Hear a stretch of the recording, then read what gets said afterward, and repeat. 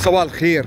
أنا عمري ما أزعل من سلوك المرور مع سواقين الميكروباصات بصراحة، اللي هم المشاريع. تسلم إدارة المرور وهم بيتعاملوا معاهم، باستثناء طبعا السواقين المحترمين القليل جدا. لسه حاصل معايا موقف دلوقتي على الطريق الصحراوي، لقيت سواق مشروع واقف، فبقول له خدني معاك لاول الكوبري، فزعل وقلب وشه. قلت له ما تخافش، انا هديك الاجره بتاعتك كامله لغايه العمريه. هل عداني عيب؟ على ما اعتقد لا. فقلت له حس بينا. ازاي انا اقول له حس بينا؟